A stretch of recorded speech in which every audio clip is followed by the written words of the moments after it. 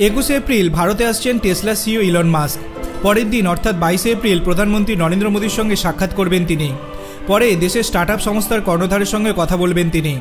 যদিও এই meeting cancel হয়ে গেছে, কিন্তু তার কি উদ্দেশ্য ছিল? মাস্কের এই ভারত সফরে বিপুল বিনিয়োগ আসতে চলেছে বলে সূত্রের খবর।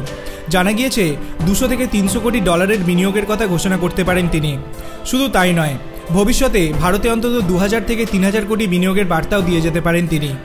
জানা গিয়েছে প্রাইভেট জেটে চেপে ভারতে আসছেন ইলন মাস্ক, থাকবেন দিল্লির দ্য ওবেরয় হোটেলে। শোনা যাচ্ছে ইলেকট্রিক গাড়ি ব্যাটারি তৈরির ক্ষেত্রে বিনিয়োগ করতে পারেন টেসলা কর্তা। সংবাদ সংস্থা রাইটার্সের দাবি, মার্কের সংস্থা টেসলা দিল্লি ও মুম্বাইতে শোরুম খোলার জন্য জায়গা খুঁজছে। চলতি বছরের শেষেই গাড়ি রপ্তানি করা হতে পারে ভারতে। তবে ইলন মাস্ক এমন একটা সময়ে ভারতে আসছেন যখন টেসলার বিক্রি কমতে শুরু করেছে আমেরিকা ও চীনের বাজারে। এমনকি 10% চাকরি ছাঁটাইয়ের খবরও প্রকাশ্যে এসেছে।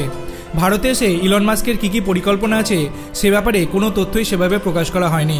শুধুমাত্র তার এক্স হ্যান্ডেলের মাধ্যমে ইলন মাস্ক জানিয়েছেন যে প্রধানমন্ত্রী নরেন্দ্র মোদীর সঙ্গে দেখা করবেন তিনি।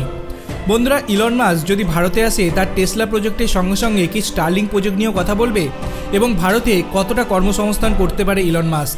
আপনার অভিমত আপনি কমেন্ট সেকশনে জানাতে পারেন। ভিডিওটি ভালো লাগলে লাইক করবেন, চ্যানেলটিকে সাবস্ক্রাইব করতে ভুলবেন না। ধন্যবাদ।